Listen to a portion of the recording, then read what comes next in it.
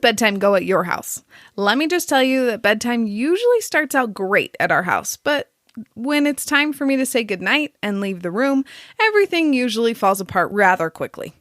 Which is why the kids now listen to sleep podcasts after we leave the room. This week's kid podcast is one of the podcasts in our bedtime rotation. It's called Koala Moon, and it is wonderfully soothing, but still entertaining. In the episode, I call it Coco Sleep because that's what it used to be called, but between the time we recorded the interview and it now coming out, they've changed their name to Koala Moon. I'm Andy Smiley, the Friendly Podcast Guide. I'm a mom who has used podcasts to fight the boredom and loneliness of motherhood, and now I want to help you find a podcast that can do the same thing for you. It can be overwhelming to try and find a podcast you'll enjoy in the thousands of shows that are out there. That's where I come in. My episodes are short and they answer all of the questions you'll have about the podcast, so you'll know if it's a good fit for you or not. I'm here to help you find a podcast you'll love without wasting your time. Now, let's talk podcasts.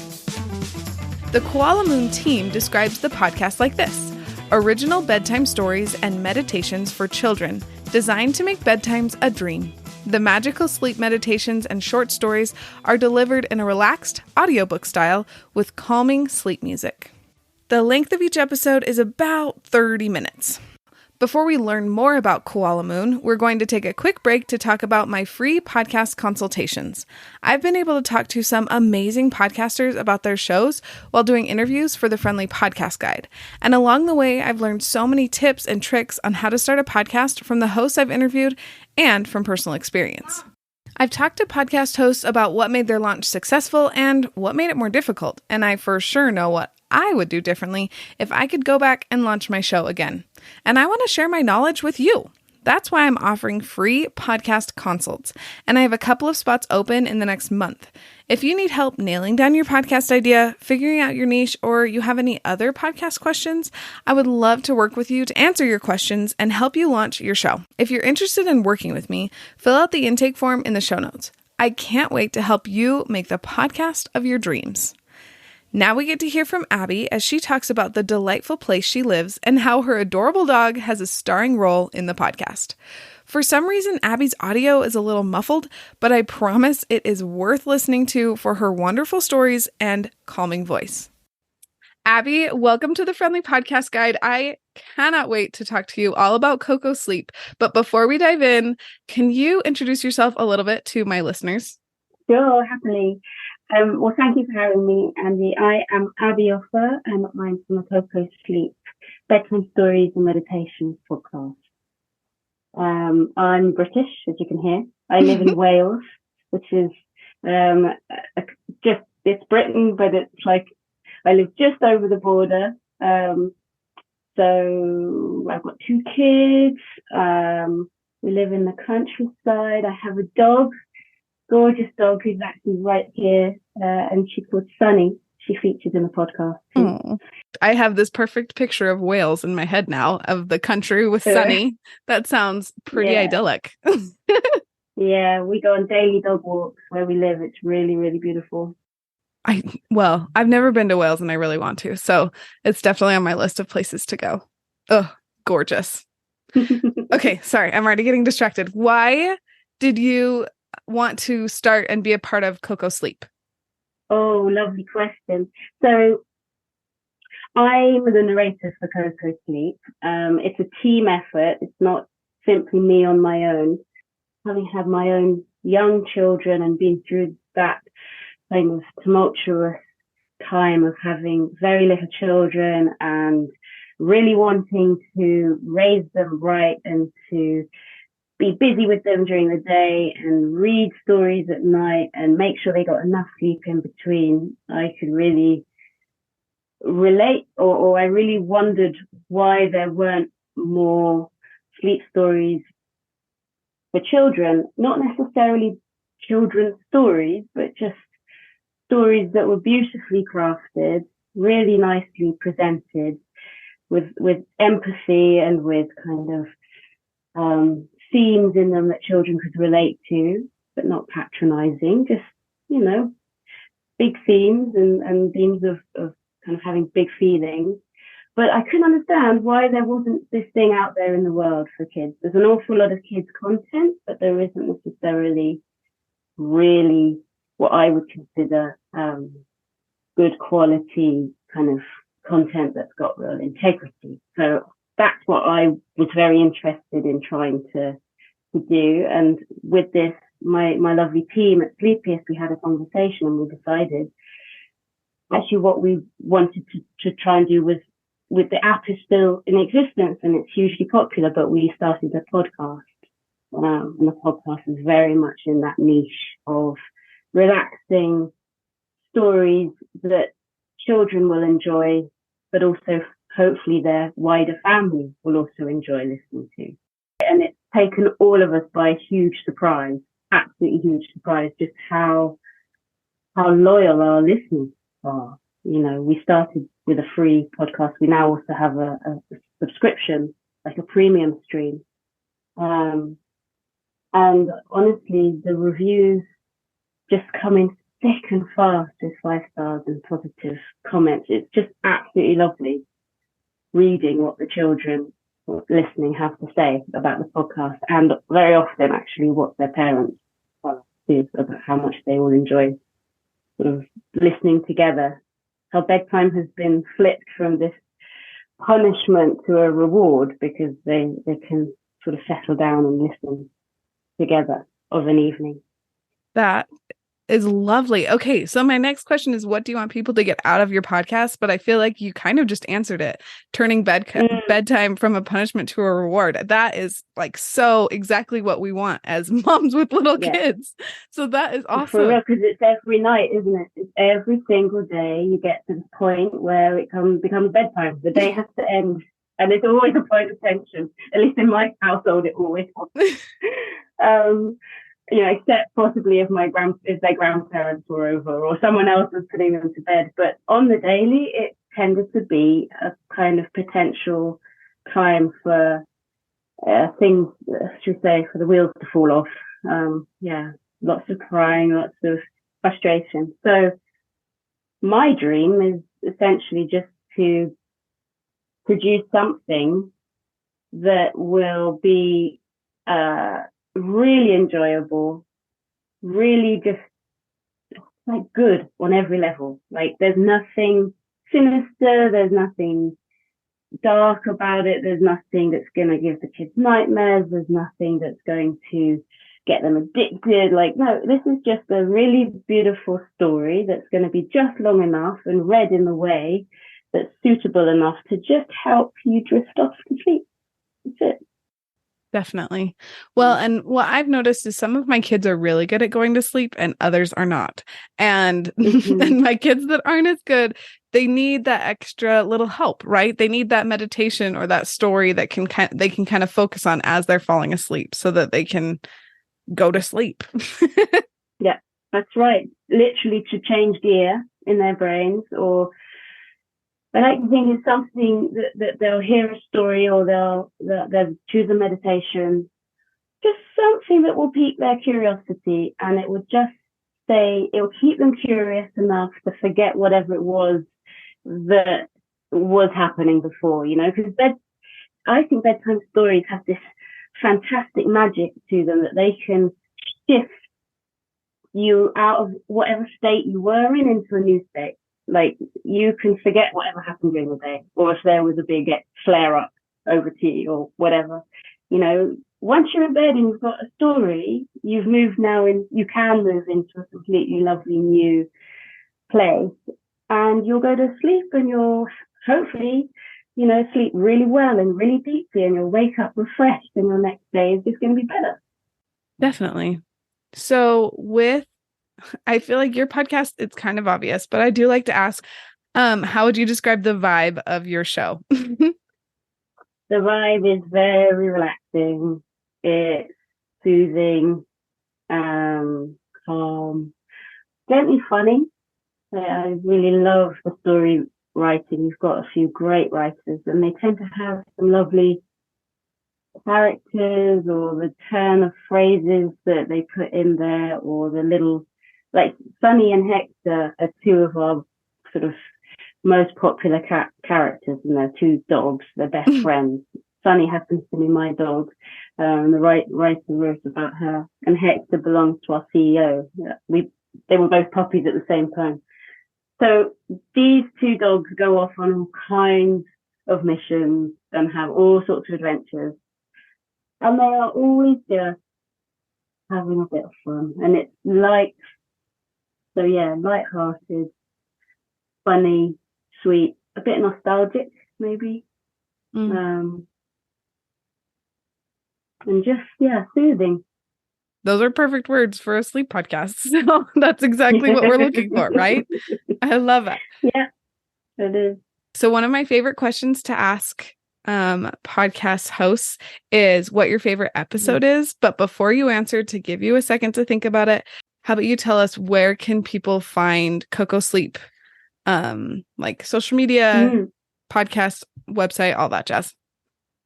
Okay, so I would always start with the website, which is cocosleep.fm, KOKOSLEEP. There's Instagram, which is the same, at cocosleep.fm. We're on YouTube as well. Just Apple Podcasts, Google, wherever you get your podcasts. As for my favorite, so this answer kind of changes every few weeks because the quality of the writing sometimes completely stops me in my tracks, because I'll get a story through that I think has been written so well or so cleverly, and I will give a shout out to our wonderful story writers, if that's okay, because we've got Susanna, Alicia, Gillian, Luke, Jane, and no, that's it. That's 5. Have I forgotten anyone? I hope I've remembered everybody. And I think the recent one that Suze wrote is a collaboration. It literally came out on the 22nd. So what are we today? I think it was last week it came out. And it's a collaboration with another podcast called Reach. And it's a kind of a space story that features Hector and Sunny, our two lovely dogs. And they are going on a journey to an observatory to look at the stars, and they fall asleep on the way there. And they kind of get immersed in this podcast that their owner's listening to, which is the Reach podcast, which is all about space and traveling through the solar system. And they go off on this amazing flight of fancy through space, and they meet up with the two hosts of the other podcast, but in dog form. They have some great dialogue. We learn a lot about the different planets. And then they kind of come back down to Earth, and they end up back in the car, and their owner takes them into the observatory. There's like this amazing imaginary mashup that happens. That is absolutely awesome. Wrote, and it is full of really good facts. It's got really lovely dialogue in there. It's really interesting. I think a lot of kids love space. They love hearing about it. And that was how we sort of came up to work with another podcaster. And I just think that's a really nice kind of example of how you can, collaborate these days. So we've done that one, and another really lovely one is called Isla and the Bravery Dragon. And it's about a little girl who's at school, and she has a kind of comfort toy with her because she's very nervous about doing school assembly. And through doing several things and learning ways to relax herself, and to her parents and the lovely things her parents say to her, she stopped feeling quite so nervous. They're doing a rehearsal of their assembly at school, and she realizes that the boy next to her really is all tangled up in nerves, and she just so sweetly gives him her bravery dragon. And it isn't really kind of spoken about explicitly, but essentially the story is about the kindness of children and how they can just really be the sweetest. And we don't celebrate it very often, actually, with children and their natural, innate kindness. So Alicia wrote that story, and it just had a moment that really choked me up, actually, when I was reading it. I thought that was so sweet, the way that she conveyed that little scene, and it stayed with me. It came from a request from a preschool teacher in New Zealand, that story.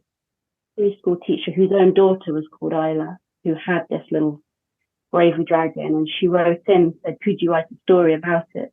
So Alicia did. She went away and dreamt up this brilliant story. So a lot of our stories come from listeners. That's lovely. I do feel like some of the best stories or podcast episodes, in my case, usually come from our listeners, right? Where I feel they have, it's just more heads are better than one, right? And I think when we are able to all work together and get that input from listeners, it just makes everything better. So that is absolutely lovely. Agree.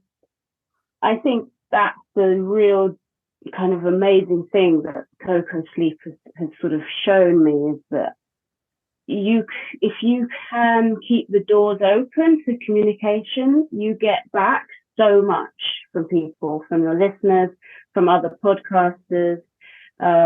Just that I'm not quite sure. It's a little bit like magic, but we seem to get truckloads of kind of lovely comments or suggestions or names for characters, people sharing, kids sharing, their little ideas, or they send in pictures that they've drawn, and it has such a real effect on our team, because we know then that what we're doing is, serving people, and it's hitting the spot. I mean, we found out recently that the average listener to our podcast listens 27 times a month. Like, they are awesome. Listening almost, nightly. And they're thinking about us, and they're sending us stuff, and we're, taking that inspiration and doing something with it. And then you get a response, and it's just lovely. It's lovely. Definitely. Yeah. Okay. Yeah. So I like to ask kid podcast hosts, or shows in general, what age range is like, do you aim for with your show? I know that like younger kids and older kids and even adults will listen, but like, what's the like age range that you like aim for? I'd say 5 to 12 is the kind of perfect age range. We've got some writers that tend to write younger, some stories, I should say, that if you were to pass them through a kind of reading age, filter, it would say 5, 6 years old. And then some of our stories definitely are more like 10 years old, 11 years old. The vocabulary's a bit more advanced and the grammar's a bit more complicated. Some of the concepts are possibly a bit more complicated, but there's quite a broad range. We've had comments from older kids who say they listen because it kind of helps them to relax when they feel a bit younger. Maybe they've just started high school and it's all a bit much, actually, and it's just quite nice to listen to. Yeah. Oh, like I love that. At night. Yeah, it's sweet, isn't it? Yeah. Sometimes we need a reminder that it's okay to be little, right? And just to relax. Definitely. And there's no shame in just wanting to listen to something familiar.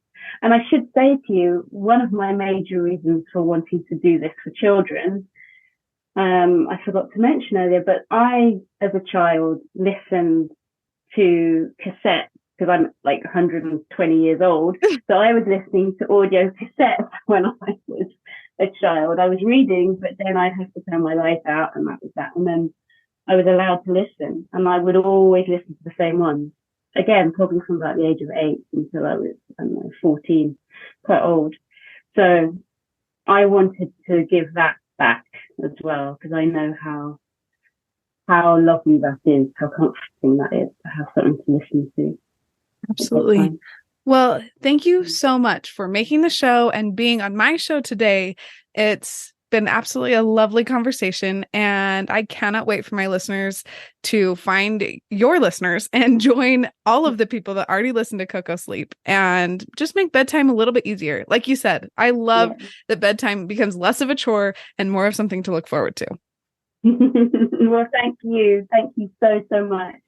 You've been, ever so kind and asking me all these lovely questions and letting me talk about it. My real passion project. So thank you.